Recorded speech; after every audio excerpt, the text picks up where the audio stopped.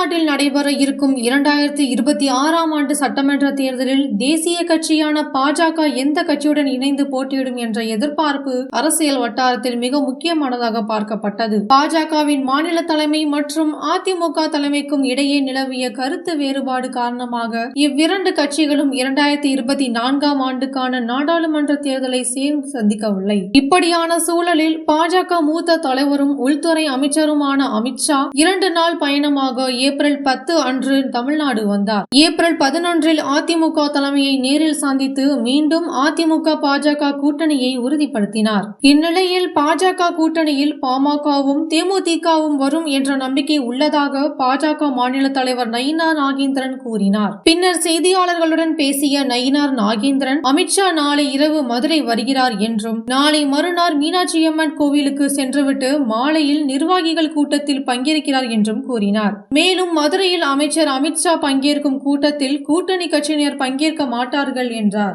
அமித்ஷா அன்புமணி சந்திப்பு குறித்து இதுவரை திட்டம் இல்லை. சமரசம் என்ற வார்த்தையில் எங்களுக்கு நம்பிக்கை உண்டு. ஆனால் ராமதாஸ் அன்புமணி இடையேயான சமரச பேச்சுவார்த்தையில் எங்களுக்கு தொடர்பு இல்லை. குருமூர்த்தி நாட்டில் நல்ல விஷயங்கள் நடக்க வேண்டும் என முயற்சி செய்கிறார். அவர் ஒரு நலன் விரும்பி, அவ்வளவுதான். பாமக எங்கள் கூட்டணியில் இணையும், தேமுதிகவும் எங்கள் கூட்டணியில் இணையும் என்ற நம்பிக்கை உண்டு என்று பாஜக மாநில தலைவர் நயினார் நாகேந்திரன் தெரிவித்தார். தமிழகத்தில் எதிர்க்கட்சி கூட்டணி அறிவிப்பு என்று வரும்பொழுது அதிமுக தான் தனது கூட்டணி கட்சிகளை நிர்ணயம் செய்யும். ஆனால் தற்போது கூட்டணி குறித்து பாஜக முடிவு செய்யும் நிலை ஏற்பட்டுள்ளது. இது அதிமுக பாஜகவிடம் கட்டுண்டு கிடைக்கிறதோ என்ற கேள்வியையும் அரசியல் தளத்தில் ஏற்படுத்தியுள்ளது. அமித்ஷாவை தொடர்ந்து தமிழக பாஜக தலைவர் நயினார் நாகேந்திரன் எதிர்க்கட்சி கூட்டணி குறித்து முடிவு செய்து வருவது அதிமுக தனது பலத்தை இழந்ததற்கான அறிகுறியா என அரசியல் வட்டாரங்கள் கடுமையாக விமர்சனம் செய்து வருகின்றனர்.